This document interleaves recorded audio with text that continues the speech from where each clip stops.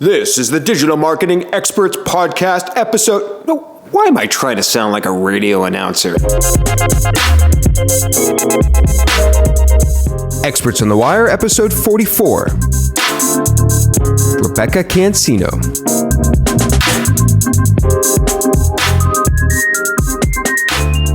Hey everyone, welcome to episode 44 of Experts on the Wire. I'm very excited for my guest today, Rebekah Cancino. I saw her give her presentation on at MozCon. I wasn't at MozCon. I saw the video, and I also saw her video of Whiteboard Friday on Moz, and I was blown away. I had to get her on the show. I loved everything she was talking about with customer journey mapping, cross-discipline collaboration, communicating things to everyone within the organization. It was all great stuff. So I got her on the show. We actually knew each other from a few years ago. We worked on a little project together. But this was a great discussion. We talk about cross-discipline collaboration, how everyone's doing UX, whether they realize it or not, how we can all be aware of UX things. If you want to get to the really actionable stuff, at about an hour and 12 minutes in, and yes, this is one of the longest interview. It is the longest interview that I've done. It was across 2 phone calls. Jump to the hour and 12 minute mark. We kind of from there are working into. She gives her step-by-step process for creating a customer journey map. It's great stuff. You can put it right into action and use it within your company or your scenario. And once again, if you want to go to evolvingeseo.com/wire, you can sign up for the email list. The little form is there on the right-hand side. I'll email you the show notes when every episode posts. You'll get all the links, all the resources directly from me in your inbox, and you can write back. I'll probably respond to you. Last little quick thing, there's a few weird mic noises. I forgot, I'm going to take away, see the difference in the sound here? I took away my little pop filter. Pop, pop. Sorry about your ears. Put it back there. I forgot to use this little mesh pop filter thing, which helps with the sound. So there's a few little extraneous noises in this show. But other than that, it's a great conversation. And I hope you enjoy. I can't talk today. I don't edit. I hope you enjoy episode 44 of Experts on the Wire. Can you give us a little background on you and your company, Onward? Yeah, absolutely. So I come from an agency background. Before that, I worked at a small software company, and I was working in marketing. I didn't know anything about content strategy, or I didn't know that's what it was called. And I slowly got involved in the UX and development process, not even knowing really what I was getting involved in. It's funny because my mentor at that small software company went on to become one of the lead UX designers at Tesla. Oh, wow. And yeah, he's a really cool guy. His name's Mike Burrell, and he invested a lot in my career and helping me learn and grow and expand what I was doing to understand kind of the digital context of what I was making decisions for. And from there, I went on to work for a small UX agency and then a much larger full service digital agency here in Arizona. And it was there that I met my business partner, Chris Korak, and he is a technical SEO in every sense of the word. And I'm not sure if you're familiar, but a lot of times UX and content strategy people can sometimes be at odds with technical SEO folks. And it was completely the opposite. We immediately clicked. We immediately realized that, wow, we are actually working on a lot of the same things within this project and concerned with a lot of the same things, yet there's no room or space in our workflow for us to work together. Or maybe we aren't even being involved or know of what each other's working at the right time in the right place. And so we really worked to start changing that. We thought that SEO and UX and content strategy would need to work together much closer than ever before. And so we were so excited about making those changes. We ventured out on our own to form a consultancy, Onward, which is solely focused on helping larger organizations kind of bridge the gap between content, UX design, and technical SEO, and working collaboratively with their teams to make that happen. That's really great. And that really resonated with me as well. I come from a music and my dad's a sculptor, so that art background, and then that colliding with my interest in technical SEO, I can totally see where where those three things can really align. Can you give like a quick example? And by the way, for the listeners, I have a whole slew of questions in all the things I want to ask you about: content strategy, journey mapping, and cross-discipline. But I'm not afraid to just kind of go with things that that hit me as you're explaining kind of your business. So one thing that struck me right away is, what are some of the benefits from combining UX, SEO, and content strategy and making them more integrated? What are some of the outputs that these brands see from that? Is that more traffic because the content performs better? Or is that, just something that they're more pleased with internally? What are some of the kind of results of that?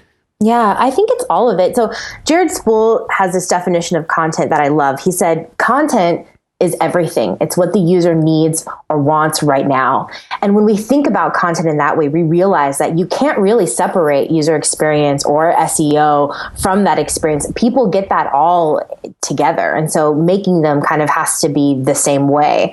All of those considerations need to happen in an informed way so that things are working cohesively and productively. And so I think some of the benefits that we'll see is a lot of times when we're making decisions in a vacuum, like, for example, I'm working with a large company right now, Fortune 200 company, and there are a lot of really smart people there. But part of the time, there's decisions going into maybe how something's being developed, what type of JavaScript is being used, right? What content takes priority on the page. And these are happening completely free from any sort of technical SEO expertise, and then the SEO person is expected sort of at the end to just come and optimize whatever is there. But really, that's just not how things work. And so I think of these things as being interconnected and part of the same thing already. And that in order to actually have things that convert, to gain the visibility that you need, to meet your users and organizations' needs, that you have to be considering those things. So I would say that content strategy, you might be a technical SEO person and not think of yourself as a content strategist, but if you're thinking about the business strategy behind what it is you're doing, you're trying to understand, well, what is my user's context? Why are they here? What do they need? You're practicing content strategy, because that's kind of the beginning of how we start to set and plan for the content we're creating. If we're thinking about, who needs to be involved in this, what is the workflow and delivery? Obviously, there's a lot of benefits to the internal team that's getting to do that work, but there's a lot of benefits in terms of just cost savings and efficiency, getting things pushed out faster, getting the right things pushed out faster that can benefit an organization. So I would say the benefits are holistic, and you're going to see, improvements in your workflow and how people are working together that lead to efficiencies and ultimately lead to digital experiences that are clear, findable, and that convert. Yeah, that's excellent. What if somebody is sitting in a smaller company, or just a situation where they would like things to work more cross-discipline? Maybe they're the marketing manager in a 200-person software company, or somebody at a publication, an online publication, a content site. How can they, in their scenario, how can people take steps towards this sort of collaboration together? And I'm probably jumping to the cross-discipline collaboration portion of the show, just based off of what you do with your company. But how can people in their scenarios take steps towards doing that? Yeah, it's funny because I think every organization's, the climate is a little bit different. So some people that I talk to, whether it's a small shop or even maybe a mid-sized company, they feel completely stuck and they really don't have the freedom to go and talk to people in different departments. And then sometimes you'll talk to someone who they have a lot of autonomy and a lot of influence over how things get done. I would say to get started in having a more cross-discipline workflow is remarkably simplistic. It comes down to just jumping in and starting to actually talk to people in different departments, right? And saying, hey, what are you working on? There's actually an app, right, that's all around meeting coworkers for coffee. I was talking to a couple people at MozCon, actually, who work for larger organizations who have been looking for ways to just have quick conversations, casual conversations with people in other departments, other disciplines, and find out, what are you working on? What kind of problems are you looking to solve? What are your challenges or pain points right now? And a lot of times in those conversations, they realize that there's this huge need for them to be working together or talking more frequently, or even getting feedback on a piece of the project that they're working on that happens to overlap with what they're doing too. And so I think just getting started, have conversations with people and ask them, what are you working on? What are your challenges? And get to know how they're solving problems and how it intersects with your work. And do you know the name of that app? And if not, I can put it in the show notes. We can connect later. I'll put it in the show notes. I am looking it up right now. Just one second. Sure. Yeah, no problem. And for the listeners out there, while she's looking, if you're driving in your car, maybe running, walking the dog, I don't know if you hear all these alerts that just started going off on my phone. I've muted them, but I try not to edit here. Yeah. So the app is literally called Coworker Coffee. It's an app that helps you have coffee with a different coworker each week. And I think there's things like this, whether you use an app or whether it's something, a little simpler if you're in a small organization. The principle here is you're talking to different people, because when we are in organizations, we tend to gravitate towards our people, right? People that immediately share our values, or they just kind of get us. We have our small circle of friends. That's great, but it's not so great for effective cross-discipline collaboration and seeing opportunities for things to work together in a more effective way. And so just the idea behind this, talking to someone different from a different department, different discipline every week is an amazing yet very simple concept that can help you get started. And so a tangible example you kind of mentioned is, say the company is building some sort of content asset, maybe an infographic or a microsite or a big long form piece of content. Is sort of one of the tangible applications of this is the content people and maybe the brand people have sat down and planned out this big piece of content, but then they go and publish it, or they talk to the SEO person towards the very end. And there's often technical limitations where if they had just talked to the SEO at the beginning of that process, they could have avoided some of that stuff.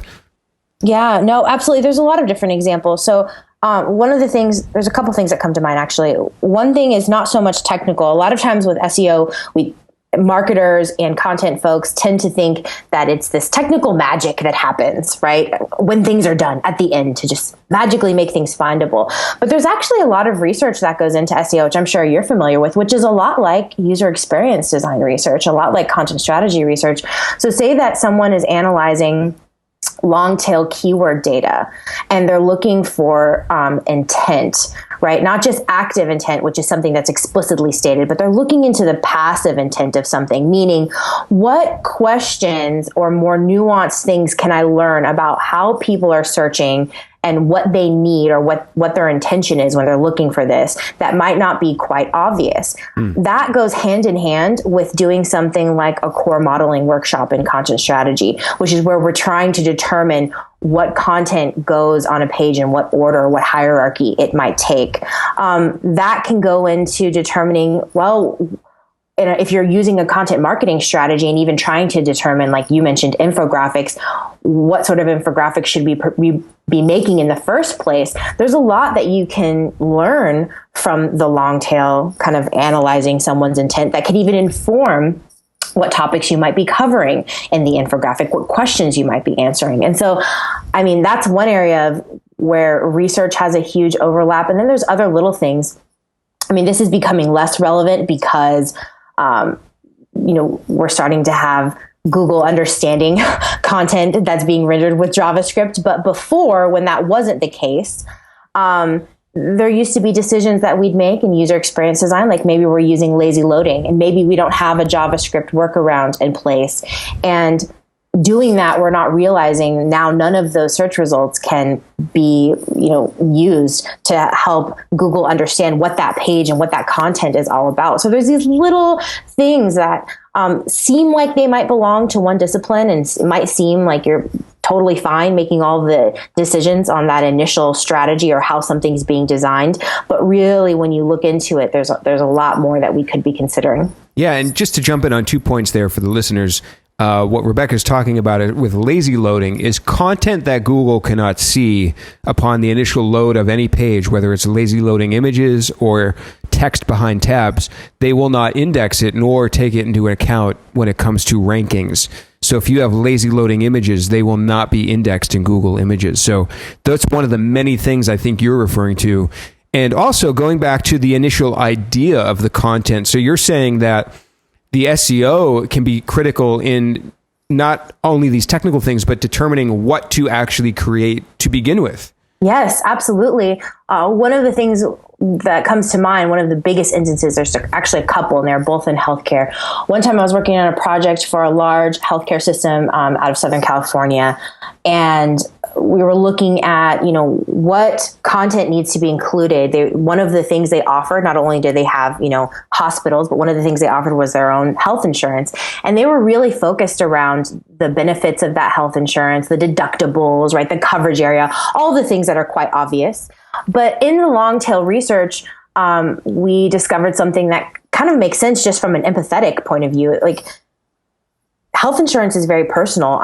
I'm buying peace of mind. And in this example we were looking at, we saw that people were looking for questions that were really tied to the situation they were in life right now. So, an expectant mother wanting to know if prenatal yoga was covered under her plan, right? Or what the birthing centers were like, what kind of birthing plan she could expect. And so we started to see, wow, there's way more nuanced content around individual healthcare situations that actually people are looking into way before they get to the purchase phase.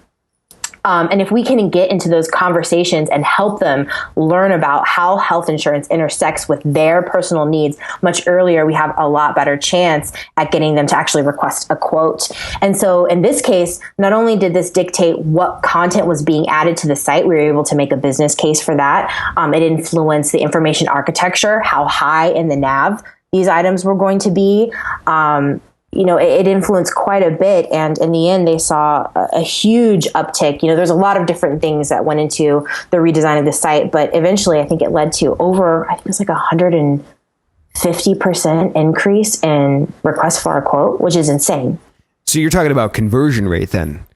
Yeah, ultimately at the end. But you think these things are kind of unrelated and they might not seem directly tied to the landing page. But really, here we have a very straightforward example of, technical SEO research being actually part of what's determining not just the content strategy, but almost the business strategy, right? And that's the thing that sometimes is hard for us to do as people working in SEO or UX or content strategy, is a lot of times what we're able to do is very much tied to the business strategy.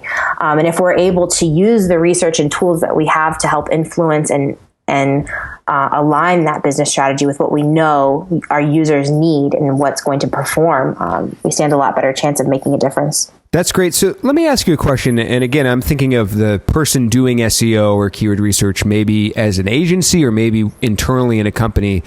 How do you approach and how can they approach kind of taking this to the right people and then kind of selling it and convincing, the higher powers that SEO should be a part of what's happening from the beginning? Yeah. Well, I think there's a couple different approaches. One is understand what executives care about. So if you're trying to get your recommendations further upstream, so we were just talking about how sometimes in order to do your job, you have to influence a business strategy, which can be hard because you don't feel like you have a seat at that table. I think that understanding what's driving those goals, who's making those decisions, and what's on their plate in terms of what are they responsible for doing, and being able to talk about how what you're doing directly aligns with that, speaking that language is super key, right? But a lot of times getting in through, I call it, you're getting in through a side door where maybe it seems like you're just coming to the table with something that's very specific, kind of smaller scope SEO problem or question. And then you might have a couple points of, and look, here's how it intersects with what's happening with how the site is being designed. I wonder if we should loop this person into the conversation. And it's coming in your area of expertise in a very non-threatening, unassuming way, and slowly bringing the right people into the conversation just by showing them, hey, I think this actually impacts the work that you're doing here. Maybe we could talk about it together. Yeah, those are great tips. And one thing, and by the way, I'm going to link to a really great illustration that somebody by the name of Amelia Schmidt did of your CS Forum 16 talk. And I'm also... You saw that? It was. I did. She was so cool. I've never been sketched with a bun before. I was like, dude, I have a bun. It was a really great sketch. And I'm also going to link to your slides from that talk as well. I believe it was in those slides, or maybe that talk where you talked about empathy being the secret. And I have a secret, I guess, to bring it a pun, to sort of admit, and that I'm always skeptical when people bring up the word empathy. To me, it's felt like sort of this buzzword lately in the last 4 to 5 years, where a lot of people confuse it with sympathy and miss the point that you're actually trying to feel the emotions of the person that you're trying to show empathy towards.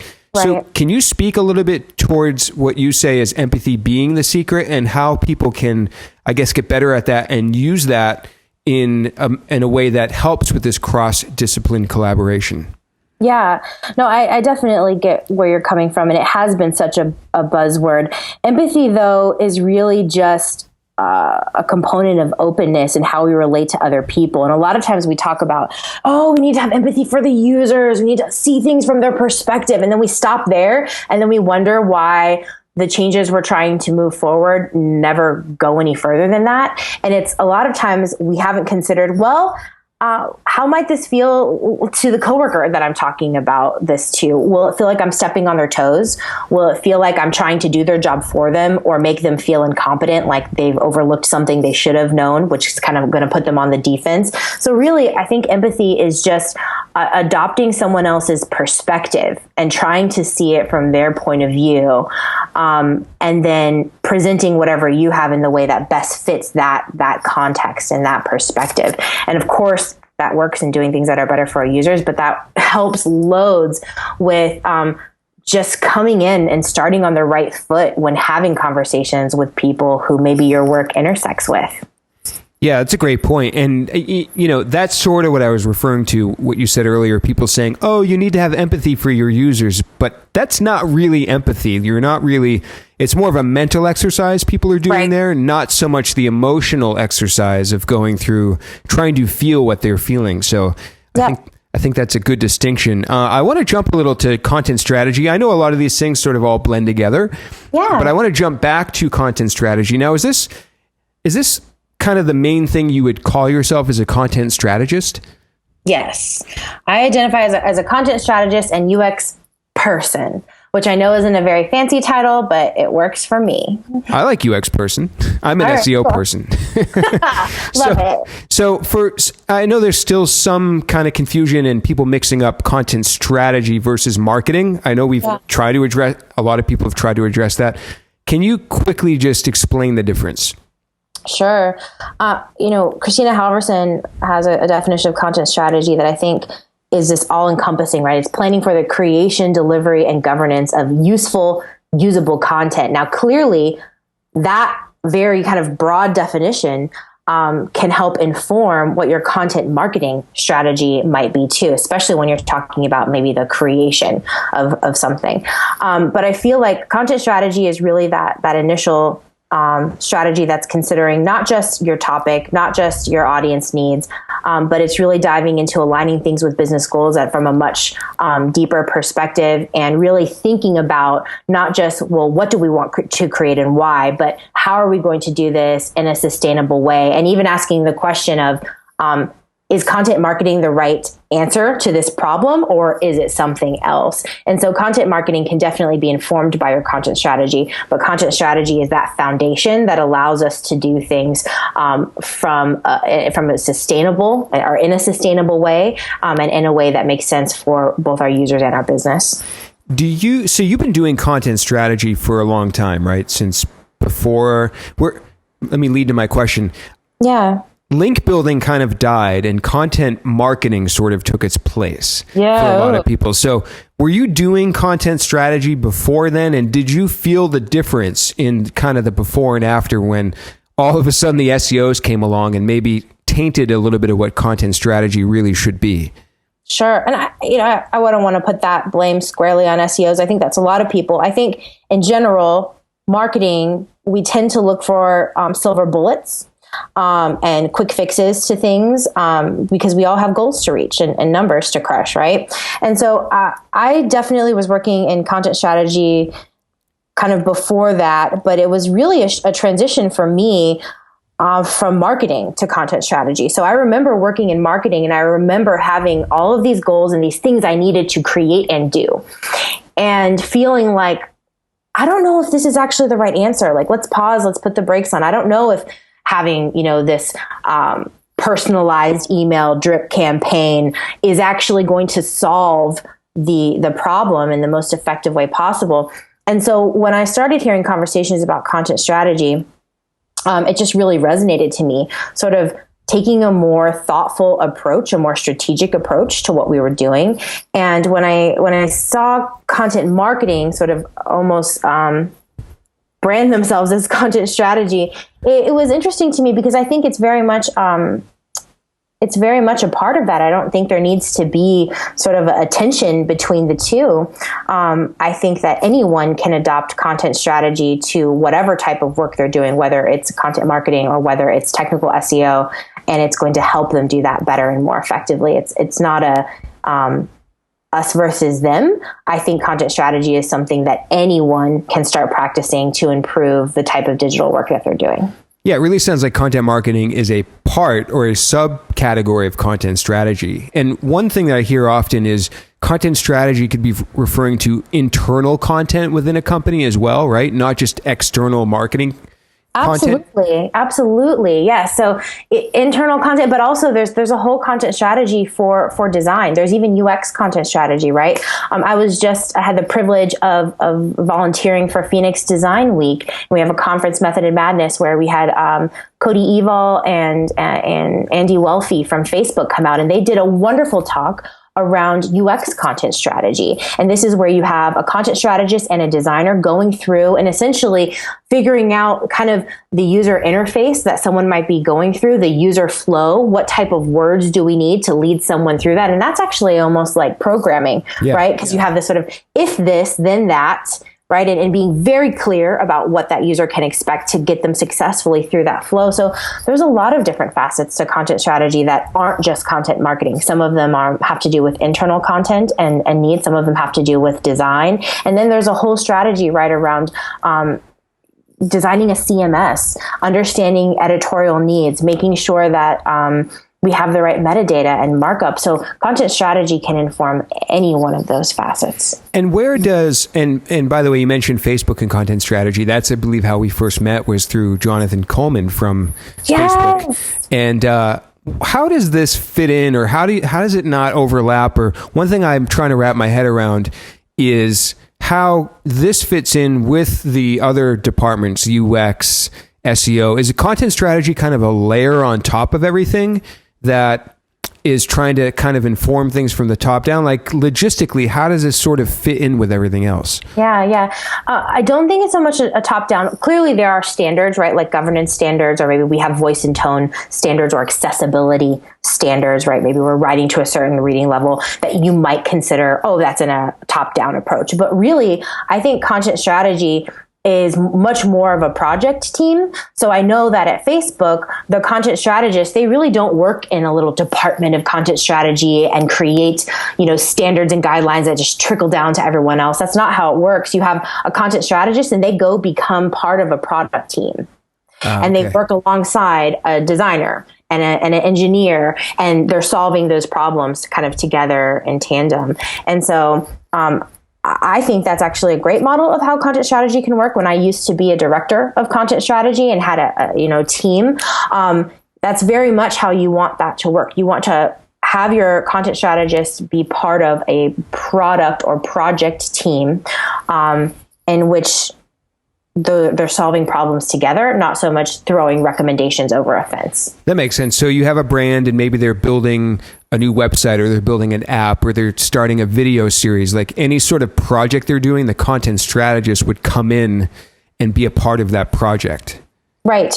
In whatever capacity makes sense. So, I tend to lean more on, information architecture and web design projects, right? And so a lot of times the work that I'm doing is working right alongside a designer and unfolding, well, what is the hierarchy of this page? What features and functionality might we need? What hierarchy is that going to take? And then, well, what does that mean? How can we map that to the CMS? How are the modules going to work on the back end? And then how can we, involve a developer in that? I was working on a project once where we didn't involve the developer in that. It was just a designer and I. Mm-hmm. And then, we kind of waited and suddenly the CMS comes to life and everything felt all wrong. And it was equally frustrating to the development team as it was to us. We realized that, there had been multiple modules developed because we were using an agile approach. We ended up having 5 different modules that maybe could have been one with slight adjustments or different options to it. And so being able to involve them in that decision-making process kind of closed that loop and help us just make sure that everything was working as intended. I'm not sure where I went with that. I think I got a little off track. That's okay. I have 2 follow-up questions sort of off of that, and I'll ask them both at once so I don't forget them. One being, how are you as a content strategist judged by your work? So as an SEO, oftentimes we're judged by metrics at the end of the day. I mean, there's, how friendly are we? How well do we work with people? Do we communicate? There's that stuff. But at the end of the day, a lot of people are looking for metrics. So that'd be one, how are you judged? And 2, is content strategy to me, and maybe I sort of have that holistic hat, aren't these things that should be kind of worked into the process anyways? Is a content strategist required because maybe the developer or the UX person or the marketer doesn't have that holistic hat? Yeah, that's a great question. So the first question is, how are we judged? I would say that a lot of times during testing of things, right? If we're looking, we can do quick tests. Does someone actually understand what the goals on the page are? Can they actually get to the part of the site where the information they need is? Can they get their questions answered?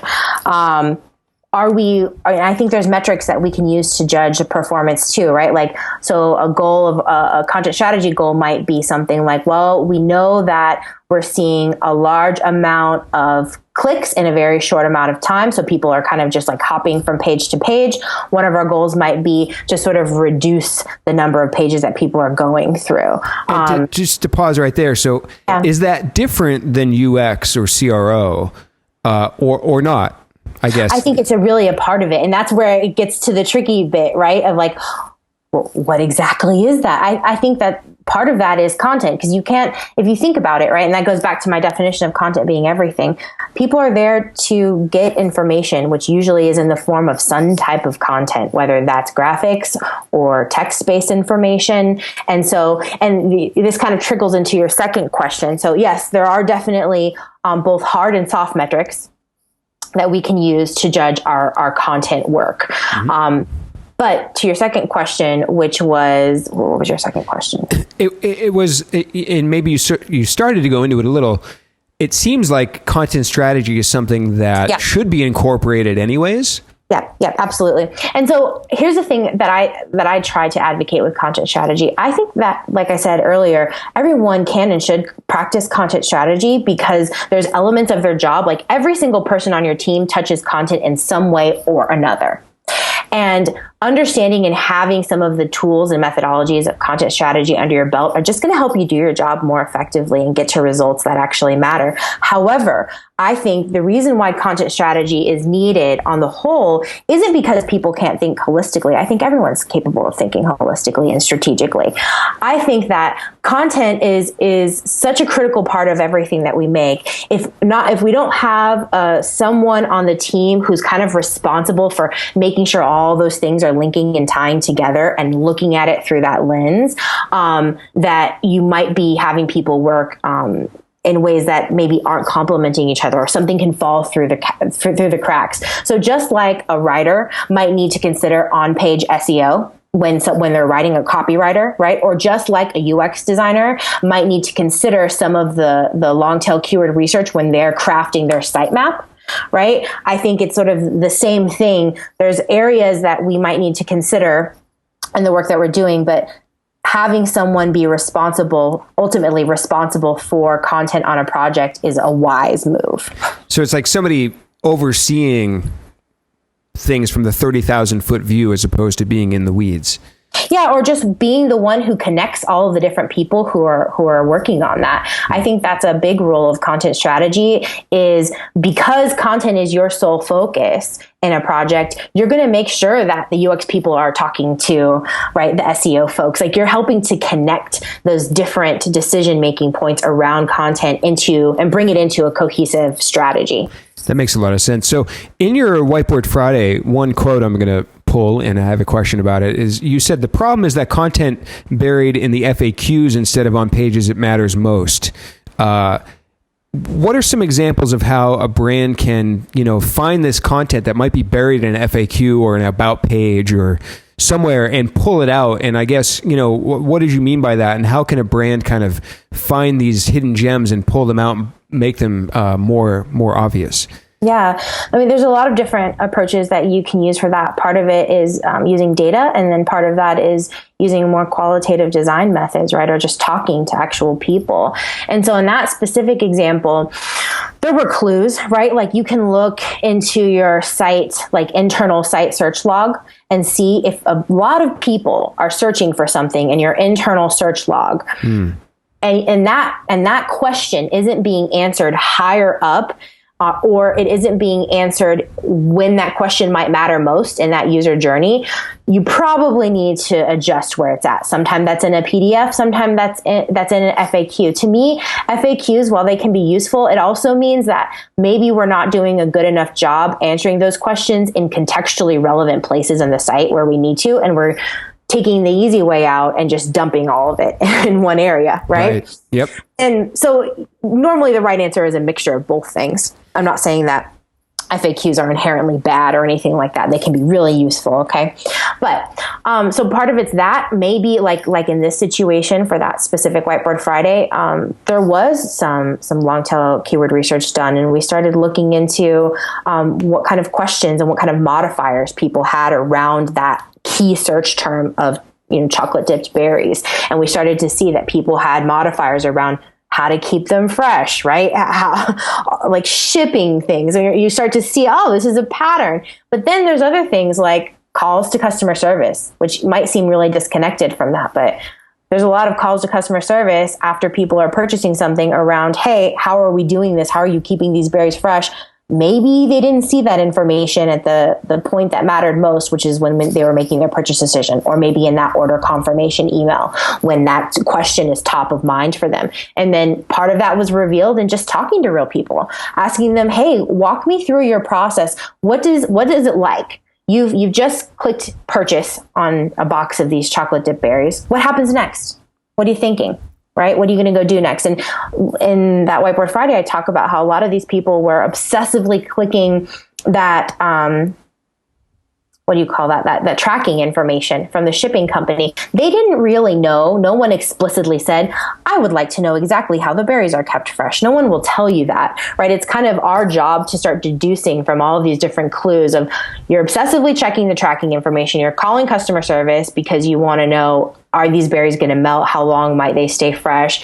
All of these things are leading to, hey, perhaps that really great content we have around how these are packaged in their own cooler-like box might be a little more helpful to you. A different place in your user journey, maybe multiple places where this question is top of mind. Yeah, so that example in the Whiteboard Friday is, this is a chocolate covered berry company where they sell that product. And so basically what you did is you found out that people were concerned about, they wanted to know how these products stayed fresh in the shipment product. And so when you figure this out, what did you do to, what was the solution to that? And maybe if there are any results from what you did there? Yeah. The solution is they're still forthcoming. So that's actually something they're still working on. But one of the things was to adjust the confirmation emails. So the confirmation emails would now have a story, right? With a quick short video of of actually packing the berries, seeing the cooler like protected box, right? And then on the checkout page, elevating that content to having visuals, right? Letting them know, hey, don't worry if the person's not going to be at home when this is delivered. The berries are kept fresh for this long. Just giving them that peace of mind around what steps were being taken practically, and letting them know how that worked at the purchase page. And then within the confirmation email, can make a big difference. And while I don't have access to the results, because I know they were still working on that, I know we did real-time testing in the workshop where that was part of that whole jam session approach, right? Or design thinking workshop where we had real users there and we went ahead and actually quickly prototyped what some of those emails might look like, what some of that content would be, and then got real feedback around, is this actually solving your problem in the workshop? And the answer was unanimously yes. That's great. This is something very often I see when doing what I call brand keyword audits. I look for what people are searching in Google around the brand name, and you'll oftentimes find things like, company name, shipping process, or company name, freshness, things like that. And so that's just for the listeners out there, that's sometimes another way to figure out. And then you see that the brand doesn't have a piece of content ranking to answer that question. So another approach might be to just create that branded content somewhere on the site. So when people are searching Google, they can find it that way too. Absolutely. There's a great article from AJ Cohn on active and passive intent and satisfying active and passive intent, and just kind of thinking through what questions people might have around something. That is a great approach to take when looking at how can we make sure that we're elevating content that matters most. I think another thing too is sometimes our analytics can tell a lot, right? So clearly any page can be a home page, right? And user experience actually starts at the search result level. And a lot of times when we look at current analytics around, well, what pages are actually pulling people in? What are they landing on first based on what they're searching for?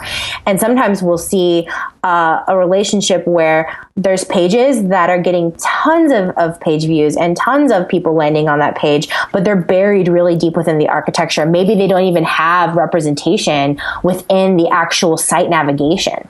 Right. And so you can start to remedy some of those things too. Yeah, that's great. So, and also I want to make sure that we have time to talk about journey mapping. Do we have about another 15 minutes? Is that good with you? Do you have another meeting? I do have another meeting at 11, but I can call you back after that one. Okay, let's see what we get to, and then we'll see how it goes. So I had one question about collecting consumer feedback. What are some methods, tools, processes, or any resources worth mentioning about collecting feedback from consumers? About collecting feedback from consumers. So do you mean in like a survey format, or? That could be an example of. So in other words, if somebody out there is looking to start collecting feedback from consumers, maybe they haven't ever done this before.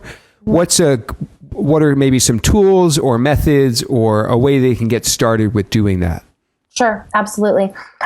Some of my favorite ways for getting feedback from people are just asking them for quick feedback in that process. So I was studying some apps that do this really well. One of them is OkCupid, right? And they use a process where when you're exiting, when you deactivate your profile, you use a card-based approach to say, and they ask you just a couple questions, and they make it so easy and fun, right? Because you're using the swiping-based approach, almost like you would use on something like Tinder. Swipe yes, or swipe, what is it? Right for yes? I have no idea. I'm not a user. I don't know. Married 10 years, so. There's a lot of really cool things that are being done in industries like that we can borrow and use, right, in our industry. So the principle there is that they're asking you questions in context when you're making an action, and they're making it very easy for you to answer that question. So instead of sending you a long survey, right, and asking for these long form answers, they're thinking about ahead of what questions will really help them make a recommendation. Like Did you actually go on a date? Would you recommend this to a friend, right? And quickly getting feedback. So that's one way that we can do that, of thinking through, how can I make it really easy? And how can I present these questions in context? So maybe it's not a follow-up email survey. Maybe it's when I've just completed an order on the site, or, and those are just simple yes, no questions. Exactly. Simple yes, no questions that we can test around things. Another method that I really like, if you give me just 1 second, I want to look this up.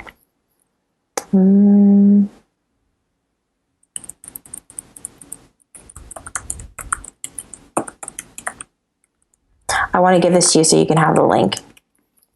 Yes, we'll put it in the show notes.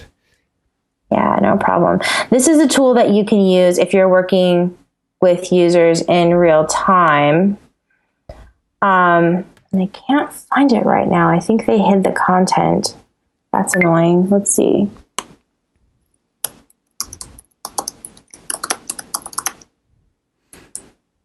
We can always follow up and put it in the show notes if you find it later. Okay, that sounds good. But it's from Ida Allen, and she uses this really great quick content testing method in which you have a piece of content, right, and you have the paper folded up. And then you very quickly ask someone, right, well, what did you think you were supposed to do next, right? What did this mean to you? And you're just very quickly asking someone and getting quick feedback around a short snippet, short piece of content. And that can be a great way of doing that too. I use a lot of, I actually don't rely on surveys that much, because I prefer to get real qualitative answers, because a lot of times I realize that the questions that I'm asking, the first response I get, they really need a follow-up in order to get that feedback. So what I'll try to do is schedule and make it a habit of scheduling some ongoing user interviews that are short and succinct, maybe even 15-20 minutes each, but keep them in focused areas. That way I'm solving something that's kind of contained in scope, and it's not this huge ongoing research project. So perhaps say that I've launched that content, right, and the healthcare site around content, or getting to make a health insurance decision around a specific health concern or condition that you have. We could schedule some quick interviews with people who actually have those different health conditions and see what types of questions they're trying to get answered, where they're going for help, and ongoing things like that. So focused, short interviews. Another thing that I've done is just man on the street stuff. So this is a little bit crazy, but there was a big supporter of this at my last agency, where if you're working for something that has a large or broad user base, a lot of things we would do were involving students, right? And we have a huge population of students right across the street. We would just come and have them try out or go through a user flow, right? And see, were they able to complete that successfully? What questions did they have? And we were able to ask them some interview questions on the spot too, and get some quick, really useful feedback, but for a very low cost. And by incorporating it in small bursts in our workflow, we're able to keep that feedback fresh and relevant, instead of waiting, once a year to do some sort of like big interview project. I love those two tips. One being the ongoing, because oftentimes you think of these survey things as just a one and done thing. And right. Two is, it doesn't have to be a big deal. You can literally just walk out your door and go across the street and ask a student to try the product or the software or whatnot. So I love those ideas. Yeah. Why don't we, do you mind calling back when you're done? Or not at all. So I have a core modeling workshop, a virtual one with some folks in Canada. Okay. And then that runs about an hour and a half to 2 hours. So how about I be on the same side? How about I call you?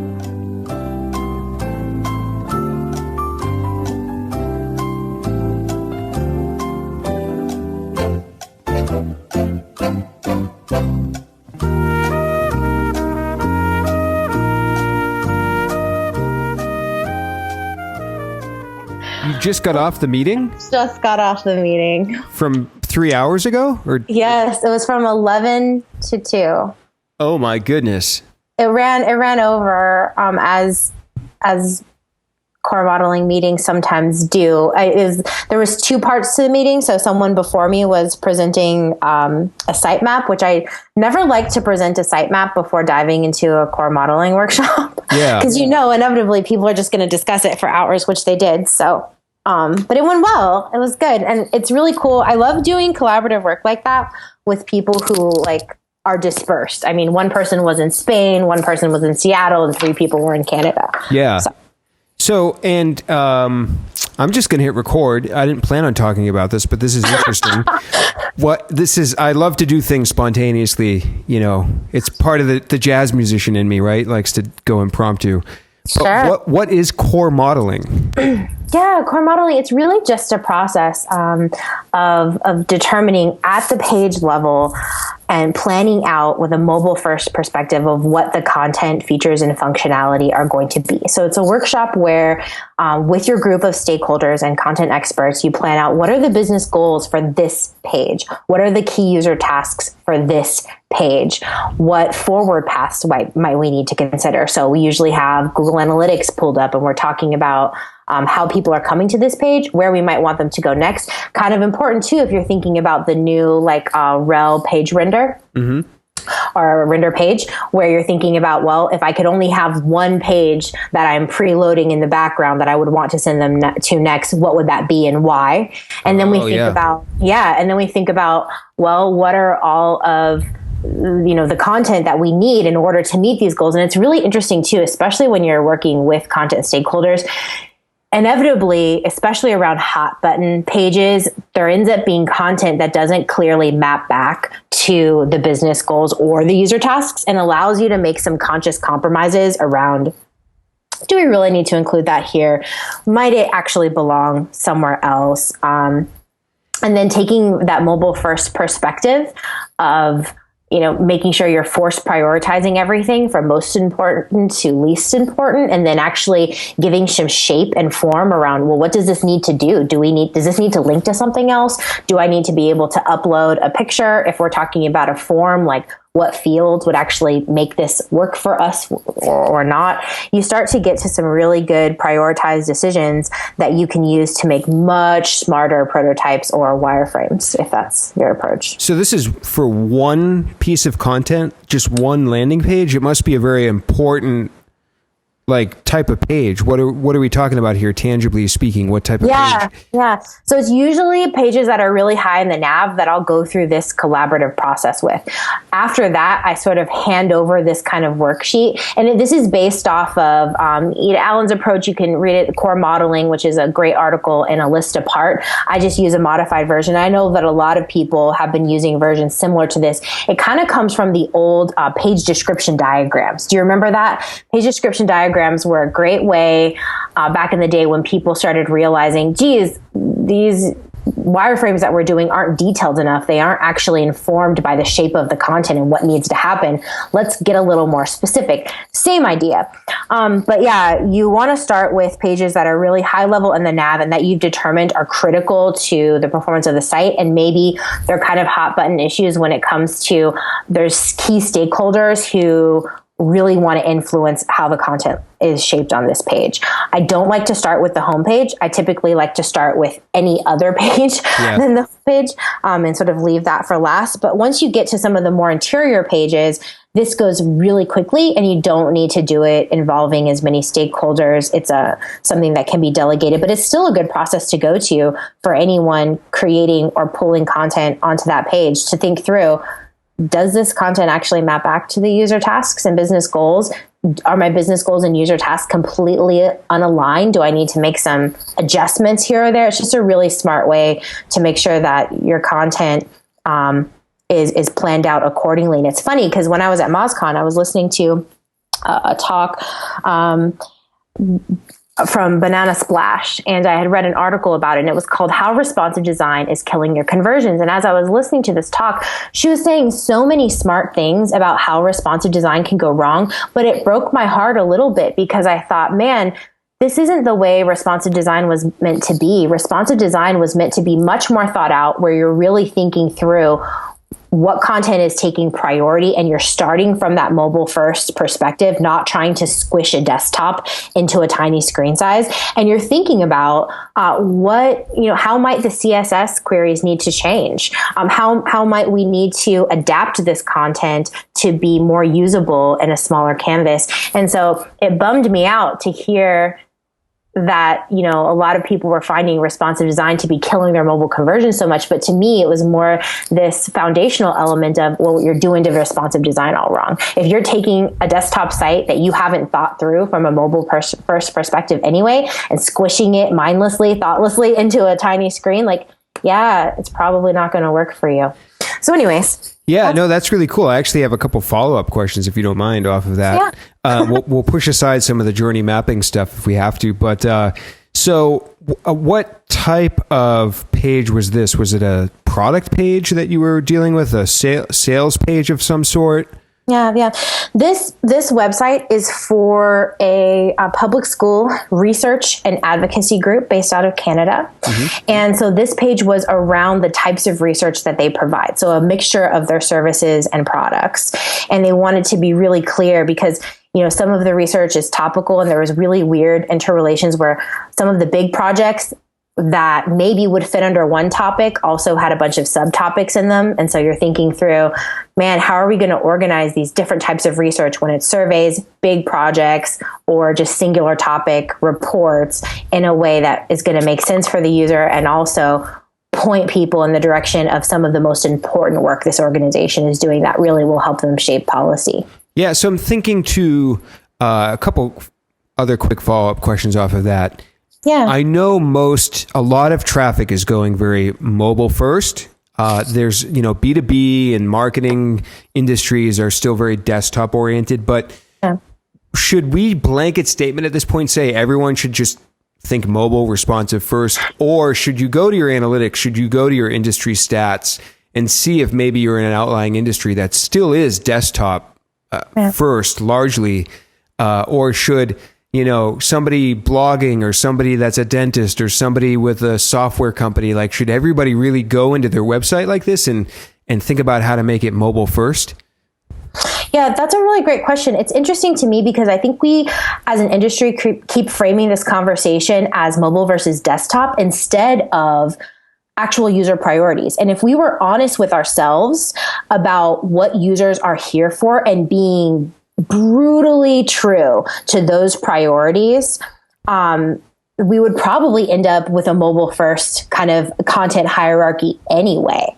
It's when we start to attach ourselves to this notion of, oh, I have extra space, what can I cram in the sidebar, that we start to create these different contexts. And when we start and we design, not so much from a mobile first perspective or from a desktop first perspective, but from actually meeting real user tasks and aligning back to key metrics or organizational goals for that page and that content, we'll end up with something that is actually prime time ready for a mobile first context because we did the hard work of making those priorities and doing the research in order to inform that content hierarchy. So to me, it's like, we keep going back and forth about it. I just wish people would start there because then you'd be ready for whatever screen size you need to design for.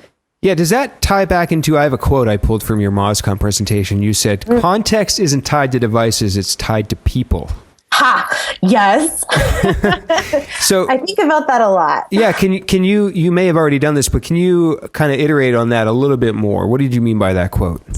Yeah, I think that a lot of times when we start to make design decisions and we start to think about conversion points or how much content we're serving, we automatically get caught up in channels and platforms and devices, and we start to let those different types of things shape the content we're providing, and we start there, where I think that if we truly started with investigating what do people need and prioritize the work around that, we would end up with something that was very easily tell us what needs to change on different devices. It naturally leads us to the best next step, but it's harder, right? It's harder because people are messy and people are complicated, and devices are simple and straightforward, sort of, except for things that are made by Microsoft. But It's harder, but I think that when we do that, we do ourselves a really big favor because we're setting ourselves up to make a lot smarter decisions, regardless of platform or device or channel. So I think that, and you've probably heard of the phrase, the power of a paradigm shift. And I think I've heard Covey talk about that. I think I may have just had one of those light bulb moments go off. So really, this whole sort of content strategy is people-centric versus if I take a marketing-centric or sort of tactic-centric viewpoint, maybe then I'm looking at, landing page versus mobile site versus SEO versus PPC versus email. So really, that's the paradigm shift we're making here is everything's people-centric, and then that kind of dictates the actual approaches or places that you might look to improve? I would say yes. I mean, I haven't really thought about it in that specific terms, but yes, because to me, I'm always trying to get clarity around what problem am I trying to solve. And most of the time, a channel doesn't have a problem. A device doesn't have a problem. I'm solving a problem for a particular kind of person.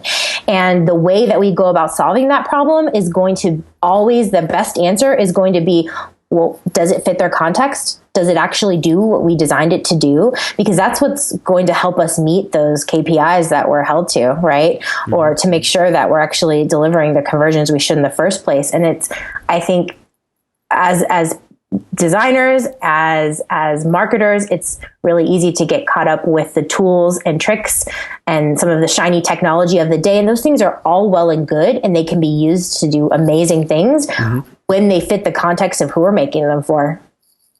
Yeah, I absolutely agree. I think of something that Gary Vee mentions often, which is you go to where the attention is of your consumer, and you don't just say, oh, I should be on Facebook because somebody said you need to be on Facebook. It's that you look to where the people are that you're trying to reach. So I'm just trying to categorize it in my mind as well as we're talking through it. But I think this segues very nicely into the consumer journey mapping, because that's sort of what this is in a sense, right? I mean, you're basically trying to map out what about the consumer?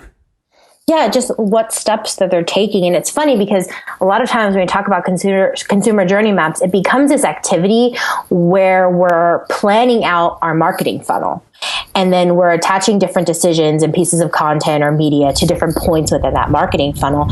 And when you come up with a map like that, it's a great map of everything you want to do, but most of the time it has nothing to do with the literal journey that a customer is actually taking, which may or may not have to do with your brand.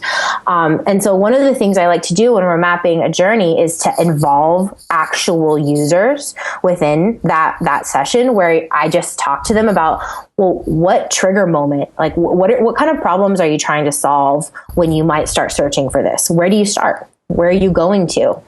What conversations are you having? Who's involved in those decision-making processes with you? And start to see that journey unfold naturally. And there's going to be some key moments in that journey that do intersect with your brand and your product and services and things you can design for. And then there's going to be things that are just inherently part of that journey that may or may not have anything to do with your brand. Sometimes there's an opportunity to intersect in those spaces where you weren't before. And sometimes maybe there isn't, but it's still so useful to know sort of where your brand fits within that natural flow of steps that people take. And so when you do a customer journey map, is this in the context of you being a content strategist? Under what context do you do this, and how long is this sort of process? Is it a month? Is it a week? Is it 6 months? Yeah. How does that work? That's so funny that you ask what context I do it under. Yeah. Because I'm sort of a rebel. I've never really liked to think about, is this something that fits my job role or title? I just think about, what do we need to figure out in order to get this right? And sometimes that leads us to things that maybe are slightly outside of our job roles, and that's okay. I'm not sure what context I do under. Usually it's under content strategy. Or like when a brand hires Onward, is this something you do within Onward? Is this sort of a service? Yes, absolutely. So when they hire Onward for something, they need you to help solve a problem. Are they hiring you to be amazing content strategists, or like what are they sort of looking for that leads to a customer journey map? Yep. It's under different lenses. I would say sometimes it's under the lens of audience research whether that's user experience or technical SEO or content. So they usually come in on one of those points, but not all of them. So sometimes someone will say, man, I really need to revamp and fine tune the search optimization on our site. We're going through a redesign. I don't want to lose sight of that. But they're typically not thinking about how all of those things are connected. And what you can do is sort of present this as an option that allows you to gain insights that impact everything. Right, and so it's usually, me and my partner. My partner is a technical SEO person and I'm a content strategist. So when someone's talking to one of us, they're typically more or less interested in one of those areas. They're either more interested in the UX and content strategy kind of research side. They might be coming at it from, they want to understand which team members are involved and where they're involved at those different parts within the customer journey. So maybe it's from a more internal perspective. Maybe they're doing a site redesign and they want to think through the different content needs. And so it's more of like an audience research type project. Or sometimes they're approaching it from a more technical SEO side. And this is a way that we can show them how UX and content strategy are an integral part of that. Right. And so, when you start this process, how long is it? And sort of walk me through, in a paragraph, kind of the steps through that process. How does that happen? Yeah. So all good things are scalable. And I'm a super big believer in just working with what you've got. So this can change depending on the needs and the constraints of the project.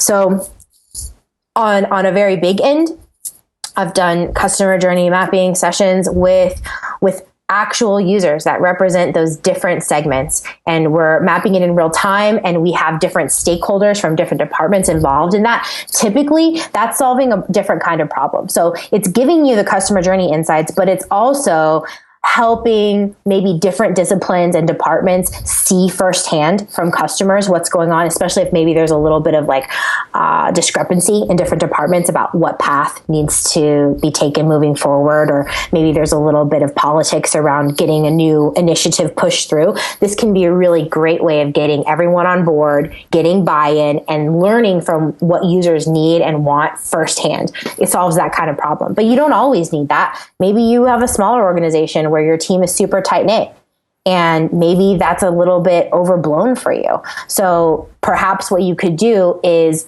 just have some real user interviews in which you've asked people to lead you through the steps of, hey, walk me through your typical work day or day.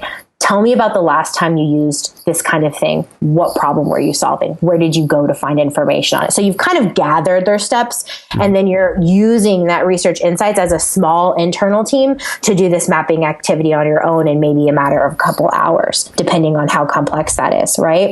Yep. So it could be a half-day workshop with a bunch of people, or it can be scaled back where you're using real user insights with just a couple team members in a few hours. And then at the very, very minimum, you might just be looking at Google Analytics to see what information that you have, trying to piece those steps together, and then maybe basing something you have off some survey answers. Clearly, that one's not ideal, but it can help. My dog is going to bark right now. That's okay. My front door. Just give me 1 second. Yeah. Okay. Sorry about that, FedEx man. No problem. We have the same challenge at our house. So as a follow-up to that, do you ever run into dead ends or roadblocks? Because I can imagine, I sort of intuitively go down these paths, or try to sometimes with clients, where it starts out, maybe they want better rankings, but then it's like, okay, well, how do we get better rankings? And then you keep going, down and down and down into the rabbit hole.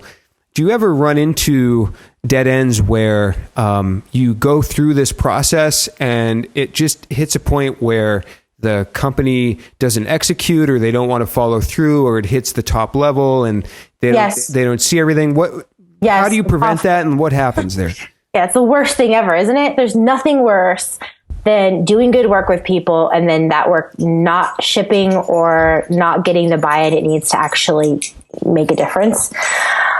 So defeating. Anyways, how I've discovered that the key for that not happening is typically a people thing. It's usually not a technical aspect. It's usually in the beginning of the project, talking about what is our definition of done, and having that really solid of like, what is a clear ending point? So we do this map, we do this customer journey map, we do this research. What's it going to do? And actually talking about what that's going to tie to, and then start fleshing that out from there and saying, okay, well, who needs to be involved in that decision making? When do they need to be? So doing a definition of done, talking really clearly and early on about what could go wrong, and kind of like addressing the elephant in the room of, okay, a lot of organizations actually undertake really great research projects like this, and then it never goes anywhere. How can we prevent that from happening? And I find that having a really honest conversation and talking about how that happens can make a really big difference, because you're asking questions around, have you done anything like this in the past and it didn't go anywhere? Why? Why did it get dead in the water? What would it have taken in order to move that forward? And just having those questions and knowing the differences of how the inner workings of that organization that you're helping out in the beginning, I think can make a huge difference, because you might kind of change or adjust the way you're doing things. For example, I learned really early on a project I was working on, I tend to shy away from presentation decks. I think the time that I spend making a presentation deck takes away from the time that we spend actually doing real work. And so I prefer to shy away from that. But I learned in the kind of discovery phase, when we were asking some of these questions, that their organization was very presentation centric. If there wasn't a deck, an executive probably wouldn't see it and be able to share it with their team. And so we adjusted that approach, made decks, and then we thought, okay, we've noticed that it seems like when we have a call, inevitably there's an executive who can't make it. So we took an approach of making quick video recaps of that deck and walking them through the main highlights. So it's like, okay, maybe you can't make the call in which we're talking about this research and how it applies to what you're doing and why it's important and how it ties back to your goals. And all of that is so key to you seeing the value in this and pushing it forward and being an advocate. So what we're going to do is we're going to make it as easy as possible for you. We're going to create the deck, do a 2-3 minute video walkthrough that helps you understand the highlights and get what you need most and be on with your day. So sometimes it's just a quick shift in even how you're delivering the insights that can make a really big difference. I love that. It's something I need to get better at, to be honest. I've gotten a little bit better. I've made little screencast videos for people and things, but definitely hitting that executive level can be a challenge sometimes. So yeah. I don't know how much time you have, maybe 10 minutes or so, but what I wanted to do is give the listeners some actionable things, like thinking maybe about, teach us what you do, like how do you make a journey map, and teach us some elements of maybe how to do that ourselves. Obviously, I know that, professional is going to do the best version of it, but if somebody out there wants to kind of dabble in it or start to take steps to make a journey map, teach us a little bit about what you do. What are some of the questions you ask? Where would you start? What resources might you use? How can we get started with that? Yeah, absolutely. Give me 1 second to just pull up one thing. Palmer, chill out. And this is the first episode, by the way, where it's been across 2 phone calls. Oh, sorry about that. But no, it's fine. I think it's something I've been thinking about wanting to do more. I know Andrew Warner from Mixergy does pre-interviews or pre-interview interviews. And it's something I've thought about doing. I don't want to take up too much of people's times, but I know it makes probably for even a much better interview to sort of have a pre-interview interview. But anyways, whenever you're ready. Yeah, I'm ready. I'm just going to kind of go off the cuff and talk about that. So we talked about how customer journey maps are scalable and you can work with what you've got to do this kind of work. And I think some of the key benefits of a customer journey map are understanding what are the steps that people take to accomplish and to solve the problems that they have and get the questions answered they need. Where do those steps intersect with your organization?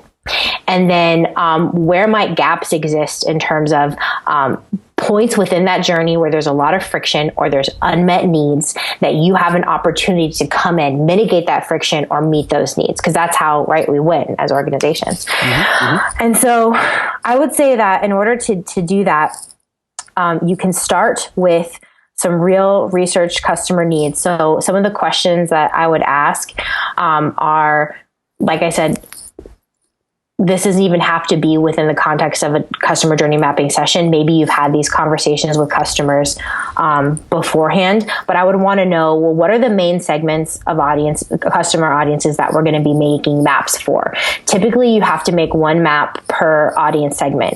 And it's really great as an organization to gain some insight and agreement around who that's going to be. Mm-hmm. So usually I'll start with maybe the top 3 or 4 that tie into the actual business model or profitability of, well, which audience segments either A, are your most profitable, or B, do you have the most opportunity for growth in? And so to give a quick example, I've gone and found this in analytics by going to look at conversion rate by demographic in the analytics report. Demographic could be an audience segment according to Google, which, could be not always accurate. It could be by age. It could be like by location. So is that sort of one of the areas you're referring to? Yes, it's usually a combination of both. So sometimes it's what's going on in Google Analytics, but oftentimes it's tied to sort of the financial strategy of a company. So for example, you might be having a demographic or group that's performing really well in analytics, but when you look into the cost of acquisition, it might not actually play out and be as profitable as another segment that you haven't tapped into as much, where there's opportunity for growth and maybe cost of acquisition could be lower. So it's kind of like the intersection of looking at the data you have on hand and how are things performing, using that to inform your prioritization, but also kind of asking, where do we deserve to win, or where is there a huge opportunity that we haven't tapped into? So you find that, and then you want to talk to those people to figure out the steps they take. Yes. So whether you're going to be going and doing a scaled back version where maybe you're not having real users in the mapping session with you, we'll go with that one because that's the most probable, right? Mm-hmm. It's hard to have a session with real users in that with you. Yeah. So you would have wanted to do some interviews beforehand. This can be quick phone interviews. I also like to do Skype interviews because you can get sort of people's facial expressions, right? Mm-hmm. And see sort of what they're thinking. But I start with questions, and a good book for that is called Just Enough Research by Rebekah Hall. I also talk a lot in that Whiteboard Friday that I did around what kind of questions to ask. And in the comments, I got pretty crazy detailed. I basically wrote 2 other articles. Oh, wow. We'll link to those in the show notes. But you're asking questions that reveal someone's day-to-day. So I like to say, you ask typical marketing questions, you get typical marketing answers. So you want to shy away from questions that presuppose a certain solution to something. Like, how do you research booking software? Or exactly. Yeah. I like to start with broad questions and get more specifics in my probe. So I might start with, for example, if I was talking to maybe design engineers who are using adhesives at an adhesive company. This is one I remember because that was very far outside of people that I would normally interview. And they were, super smart, very technical professionals. You don't want to make assumptions about how they go about doing something. You just say, walk me through your typical workday. What does it look like? Tell me about the last time you were involved in a purchasing decision that was involved in product manufacturing. Right? What do those conversations look like? Who else were involved in them? Right? Where did you go to research them? What's the single most important piece of information that goes into that final decision? And you start to get this picture of the problems people are solving, the pieces of information that are important to them, where they go to do their research, who else they might share that research with. And they're kind of unpacking their customer journey for you, right? And then you can start to ask them even other things what went into that final decision-making process? Is there anything what could go wrong that would maybe make you choose something else or start that whole process again? And you start to see almost like what I call the defining moments in that user journey. These are the moments where this is a super critical step. If we don't get this right, there's risk of them sort of abandoning this process altogether and starting over from scratch or pursuing another option. So you can ask questions that start to reveal that in those conversations. Those conversations conversations take about 30 to 45 minutes practically, but you don't need to have that many of them, truly. I've done a ton of these, and sometimes I've worked with organizations who wanted to talk to just a ton of people, and you really start to see a diminishing returns because those patterns start to reveal themselves probably after you've talked to 6 or 7 people. Yeah. Really, truly. So you don't have to do that many. Go ahead. To sort of bookend, their journey is from the moment they know they need the product or service, but it's not, correct me if I'm wrong, but it's not to when they buy it. It's actually everything that happens after that, leading up to, like you said earlier, the shipping and actually receiving and then maybe even using the product. Yes, absolutely. And it's not so much that they know they need a specific product, because sometimes at that point you're presupposing the answer. It's usually a problem. So when you're doing a customer journey map, you don't want to think, when do they use our kinds of products? You want to think, what problem does our product solve? And then ask questions to that customer around how do they go about solving that problem, not supposing that your product or your direct competitors are the answer, because sometimes a competitor can be something completely different that's outside of your direct competition in terms of how they're solving that problem. It goes back to, I don't know if you've ever heard of that framework, the jobs to be done framework. It's funny because they talk about, sometimes solving hunger, it might be a Snickers bar, right? Or it might be a piece of fruit. And Snickers probably doesn't see a piece of fruit as a direct competition, but it's the same way of solving a problem. Right. Yeah, I like that. And in the adhesive example, it'd almost be like the problem is their equipment keeps breaking and somebody's getting injured or something like that. That's before they even... Yeah. Yeah, that could be one, and or the problem could be that you have a piece of equipment. So in this case, this was manufacturing, and the adhesives were meant to be, they wanted to be. So see, this is why it's so important not to ask the specific question of when's the last time you purchased an adhesive, because this company was actually trying to break into the market of being an alternative to mechanical fasteners, meaning nuts and bolts and screws. And so the design engineer would probably be thinking about nuts and bolts and mechanical fasteners, not even thinking that an adhesive is a solution to that problem. So it's more like, tell me about the last time you were putting together a new product spec and you were determining what things were going into the build. What did that look like? And so you mentioned then you're trying to figure out where their journey intersects with where the brand could be and where are the friction points. So tangibly speaking, that means throughout their journey, where are the points that maybe they go online or they go on Instagram or they talk to somebody that could be a referral. Is that what you're talking about? Absolutely. Absolutely. So maybe it's conversations, maybe it's news publications, magazines, blogs online, people, influencers they follow on Twitter, Google, right? Where are they going to start getting answers to those questions? And typically that's when you start to see the intersection between your brand or your product or service and being able to answer the question that they have. And so when you start looking at those questions, you want to see, well, not only just where are they going, right? But how do they evaluate the information that they see? How do they determine that it's credible? What kind of things do they need to know in order to know that that answer is the best fit for them? Are they going to try it? Are they reading reviews?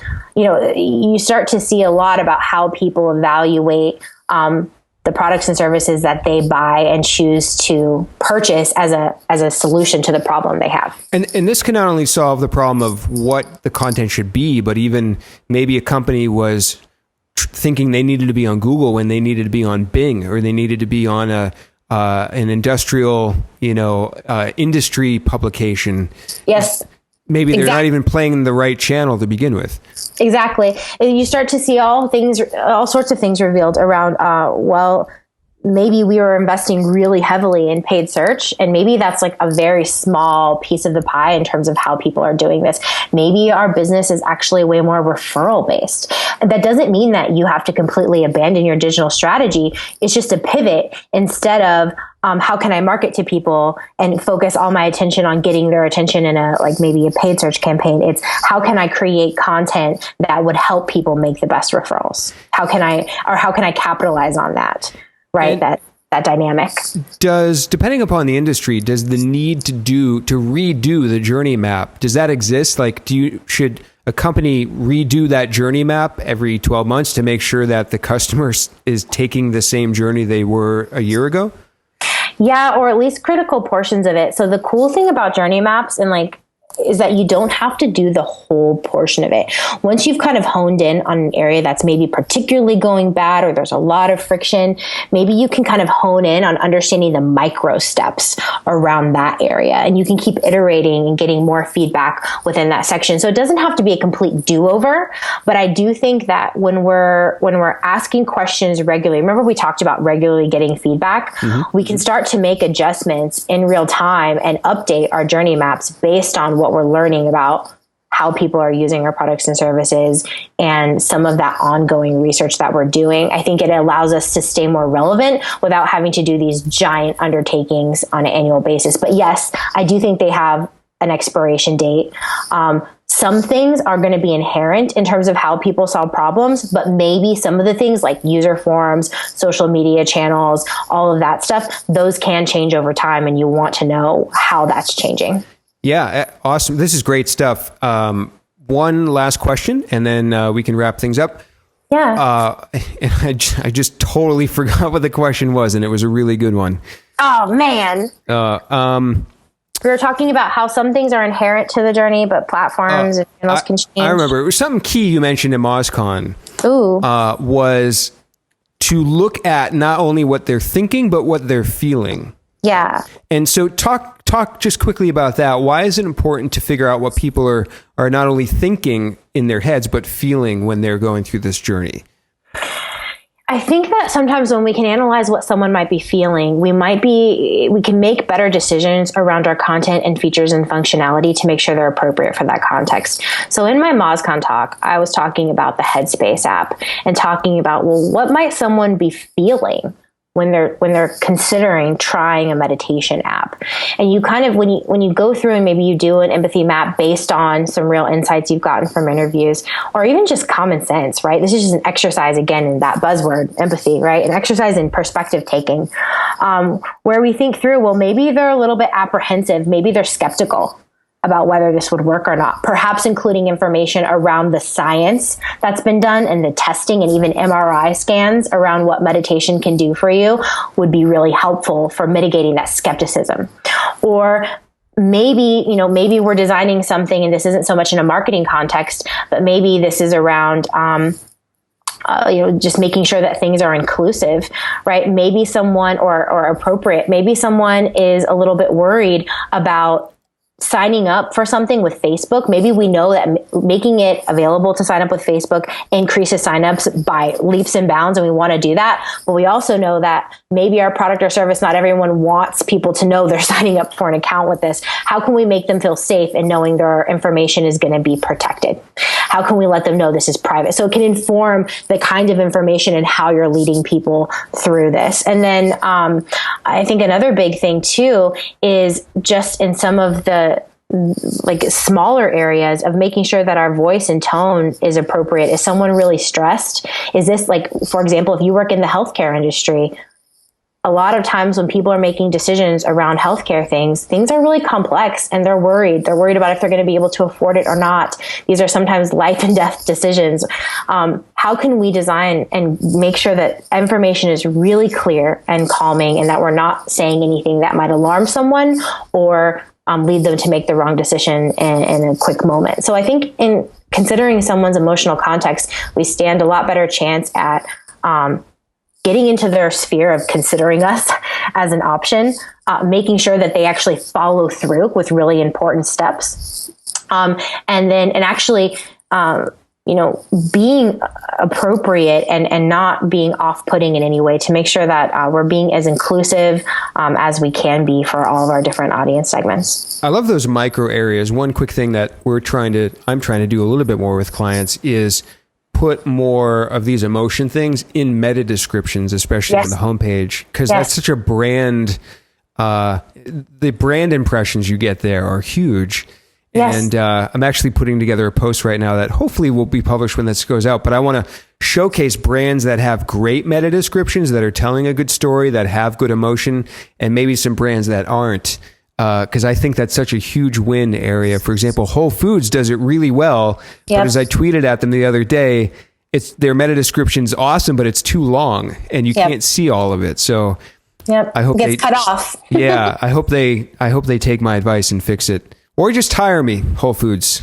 Just saying. Yeah, they should definitely hire you. Yeah. Now, meta descriptions are so huge. There's lots of opportunities to make sure that that's appropriate. It's funny because we put so much time into our home pages of our websites, not realizing that the first time someone sees you is probably going to be in a meta description in a search results. Yeah. Why don't we put just as much time and thought into shaping that copy and making sure that it's on point too?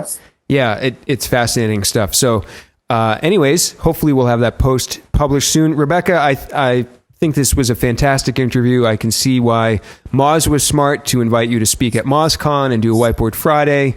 And it's been great catching up as well. I know we worked together on a project a few years ago, 3 years ago, I think, 3.5 years ago. It's like long time. Time flies, yeah. So anyways, just tell people where they can find you, Twitter, websites, the whole thing. Yeah, dude, thank you so much for having me on here. It was a really big privilege. I appreciate just you taking the time to sit and chat through this, and it's been fun. Usually I'm the one asking these types of questions, and it was really refreshing and different to have someone asking these questions of me. So thanks. Appreciate it. Yeah, awesome. And what is your Twitter handle and website? Yeah, my Twitter handle is Rebekah Cancino. My first name is spelled Rebekah. Last name Cancino, Cancino. And my website is onward and, like onward and upward, but just onwardand.co. Awesome.